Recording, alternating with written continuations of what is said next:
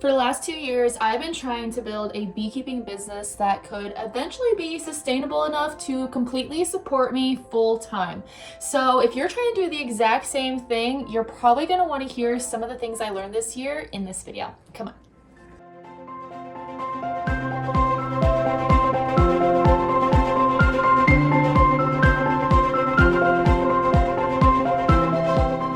So this is the cool thing about this channel and what I'm trying to create here with BeeFit, in that I try to show as many mistakes that I have made to you guys that hopefully you don't make the same mistakes I did. And if you've seen over the last couple of years, I have definitely gone through quite a bit of growth when it comes to beekeeping and even just building a business in and of itself. So I wanted to go over some of the things that I learned this year and some of the things I'm going to be changing going forward to help grow the business and make things more successful. So first and foremost, as you guys know, I started off last year or 2 years ago with the idea of I'm going to build a business around treatment-free beekeeping.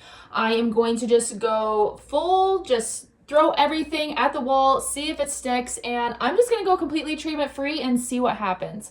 My main mission and goal with BeeFit is to be able to find a bee that does not require a ton of intervention from the beekeeper. That is still exactly what Casey and I are striving for and exactly what we're looking for.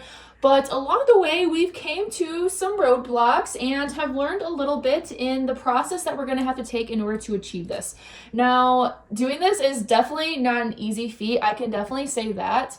This year, we are only coming out of winter with a 45% success rate. That is so terrible. We went into winter with 111 hives and we're down to around 50 right now. Not looking so great. And some of those problems were wrapped in one, we did all of our hives across the board, all of them, all of our honey hives, all of our pollination hives, all of our breeding hives as treatment free. Now, for someone who's looking to do the same, I would suggest don't go this route. Going forward, we have decided that we are going to keep only the bees in our breeding yard. Those are going to be completely treatment-free, no feeding, and have all of the regimens that we're looking for in our breeding cycle. But everything that's in our honey yard and our pollination yard, if we want to keep supporting ourselves and growing this, we realize that we need them to do well. We need bulk bees in the springtime, and if we don't have that, it really sets us back quite a bit.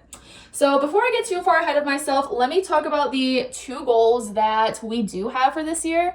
Because if you've watched me along the last couple of years, I am somebody who gets way ahead of myself and I just throw myself into things and I'm just like, I'm going to do all of these things this year. Last year, I was saying I was going to do pollination. I wanted to produce a ton of honey, wanted to sell a bunch of nucs, wanted to have 100 hives. I wanted to do all these things, and for somebody who was just kind of like getting their feet when it came to building a bee business, I was a little ahead of myself. Let's just say that. So this year we only have 2 goals. I'm not going to throw any more else on my plate because I know I'll just get too far ahead of myself. The very first goal is we sold 70 nucs this year. I am so excited about this that we actually sold out of all of our nucs, and that is thanks to each and every one of you. I am so excited to meet you all, and that day is just, it cannot come fast enough. So that is going to be our very first focus, is to completely nail this, make everything be perfect and be ready on time. So honestly, for the next 2 months, that is all we're thinking about and nothing else. After that, though, the next focus for the rest of the year is to simply just build up all of our hives. So we picked up an extra 3 locations this year, so we're not going to have 5 locations in total, which is huge. I'm so excited about that too. Because that means we're going to have our main breeding yard, our bee yard 51. We're still going to have that. Like I said, that will be the main yard that we're striving for all of our everything we're looking for when it comes to breeding. But our other 4 yards, those are going to be our honey yards. Now, we haven't necessarily had any honey yards in the past, so it's going to be really fun to play with that and to see just how much honey we can produce this year. We've always kind of said that like honey is a byproduct of beekeeping. We've always just focused on growing the bees before the honey side. But I don't know, maybe it's time to start thinking about some honey. I mean, that is why all of us keep bees, right?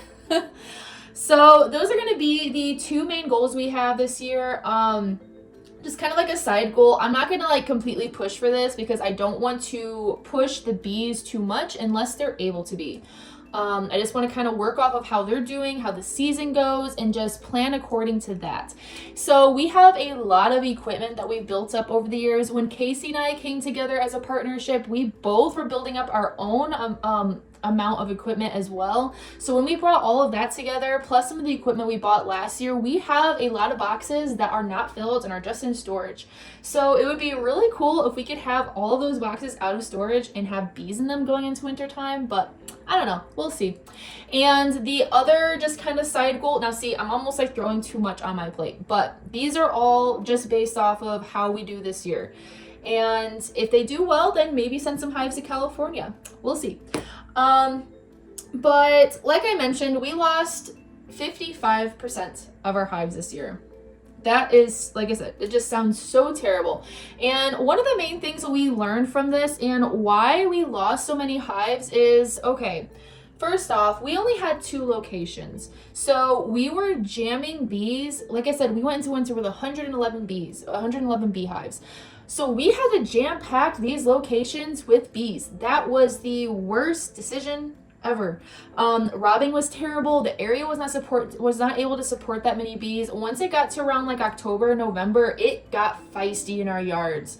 Hives just started collapsing one after the other because, like I said, they were getting robbed out. Last year, we didn't really have a good goldenrod flow. We got a lot of pollen during it, but we got no nectar during it, which is terrible because that means the bees were going out and collecting all this pollen and acting as if they were in a flow and using up all that energy, but they didn't have anything that they were getting in return in terms of like nectar. So they blew through all their honey stores. So when that happened, then they're like, hey, we need honey. How are we going to survive the winter? So they started robbing each other until they just started collapsing hives. And then the hives that went into winter with not enough honey, they didn't do so great either. We did put sugar on, but with some of them, we didn't get out there in time. Some of our hives, we did learn migratory lids, like I mentioned in one of my last videos. I don't know how people overwinter with migratory lids. I'm thinking the trick is to put sugar on the hives in the fall time and then just close the hive up and not touch them so that they're able to propolize and seal that hive. But if you crack open that hive in the middle of the winter, they're not going to propolize it back up. Now, if you're using a telescoping cover, then that's okay because the telescoping cover like dips over the hive to prevent any sort of water like running into the hive like a stream, which that's what actually ended up happening. Because they didn't have that propolis seal because we cracked it open to put sugar on the hives because this weather this winter was just ridiculous. So that's the first thing that I will tell you. If you're building a bee business, do not have too many hives in one location. I would honestly say I don't think a location can really support more than 20 booming 10 over 10 hives. Honestly, that is still kind of pushing it. If you have a really good area that has a lot of resources, then you could probably make that work. If you're in like a farm or agricultural area, if you're closer to like a rural area, that number will definitely go down. So they'll just vary dependent upon your area. And the next thing that we learned, like I kind of already mentioned, if you are building a bee business, and you are wanting to go to treatment-free route, I would select one yard and make that your breeding yard and make that your yard that you do all of your experiments in. That's exactly what we're doing. And when you do that, you want to protect the genetics and the bees that you bring into that yard. Another thing that we learned last year. Because when you think about it, when you have queens going out and mating, it's really important what drones and what genetics they're getting and bringing back to their colony. So you want to curate the kind of drones you have in the area and the genetics that you have in that area. If you start bringing in crappy genetics, that is going to muck up all of the genetic line that you have worked so hard to build. And you don't want to do that. And the reason I say only doing it in your breeding yard is when you start doing it all around with your honey yards, it's going to be really hard to do that because I'm also noticing like when it comes to treatment free, it is a little bit harder when you have those booming colonies because they're just focusing on bringing in as much honey as possible. So you got to kind of weigh your pros and cons with that. And as you develop your genetics, then start plugging those into your big colonies and seeing what happens. And also, while you are developing that genetic line, just to kind of save yourself a lot of heartache and a lot of money to have to rebuild every single year, that is not something you want to have to do. So you might as well just have one yard be your breeding yard and the rest of the yards be your honey yards, the ones that you also do treat. And as you develop your genetic line, then start moving those into those hives. The next thing that we also learned, so we didn't feed at all this last fall, which, like I said, for a breeding yard, that's not a bad thing. But when it comes to those bigger colonies that, like I mentioned, when there was no nectar coming in from the goldenrod flow, how are they supposed to make it through the winter if they also didn't have any food? So it's kind of, what I'm kind of getting across with all of this is to have it as two separate entities when it comes to your beekeeping practice. Almost like you have one yard where you decide, this is what I'm going to do only in this yard, but all the other yards are going to be different. And the next thing would be small hive beetles. They were so bad this last year. We lost a lot of hives of small hive beetles. Now, part of that is probably because we do have hives in like a shaded wooded area, and that is where they thrive. We are going to be experimenting with rock salt this year. We've had a lot of people reach out and say this is an amazing way to help just kill the grubs in the ground just from the get, so they don't start coming out. We also have those little polyester cloth little cutouts that Ron recommended to us, a commercial beekeeper that we're friends with, and we're going to be trying those out too. We got a giant roll from Joanne Fabric that we're going to make like little cuts out of and whatnot.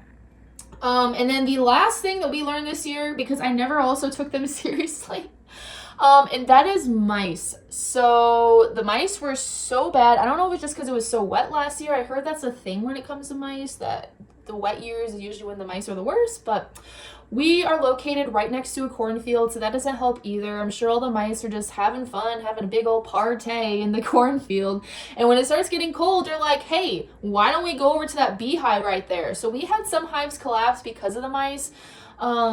They would go in and they would just start destroying everything, and the colonies would send all of their bees to try to attack them, but because there was so many mice, they just kept coming back like crazy.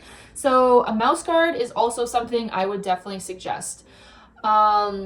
Starting a bee business when you're completely overwintering outdoors is a little bit more tricky in Michigan. I know a lot of commercial beekeepers that overwinter indoors, and that makes a huge difference to your survivals every single winter.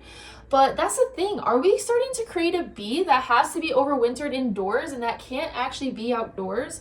Now, we all do have different goals when it comes to, if we're breeding bees for pollination, you're going to have different goals. If you're breeding bees for backyard beekeepers, you're going to have different goals, because backyard beekeepers are not going to have the same practices in beekeeping as commercial beekeepers do, because we all have different goals. We're all striving for different things. So, not saying one is better than the other, just kind of keeping that in mind with how you start designing your beekeeping business if you are going that route, or even just thinking of how you're going to curate your whole entire beekeeping experience. So some of the benefits that I am seeing that's going to come out of this year, by keeping only our breeding yard being our treatment free and the rest of them being treated for our honey yards, is we are going to have more stock coming out of next year, which, like I said, that is a huge thing that you need in your beekeeping business. We are also going to have more bees spread out, so that's going to equal way better success. So there's not going to be as much robbing. That will also probably help the mite load in the area as well, so we'll see how that goes. And this will also help us maintain our breeding program and the genetics, which is absolutely crucial if we want to keep pushing that forward. So if you guys have any other ideas of things that can kind of help build the beekeeping business this year, please shoot them my way. Just figured we'd have like a little bit of like a bee meeting. That's what this kind of turned into. And to just kind of like show you this whole entire process, because when I first started making these videos and I first started beekeeping, I'm just one of those people that I just push and I push and I push and I push until I make a million mistakes and I learn from them. Now, that is the best way to learn, though, is to make mistakes. So I will say that you cannot like protect yourself from making mistakes, because then you're just protecting yourself from learning. Mistakes are our greatest teacher. But I don't know. This was kind of like a rambling on video. So I hope something in this video was helpful for you, and I will see you guys in the next one. Beekeeping season is literally starting next week. I am so freaking excited. Bye. Don't quit and be fit. Forward to your arrival with great eagerness. I hope there'll never be any occasion for you to be separated from him again. Hey, you all right down there?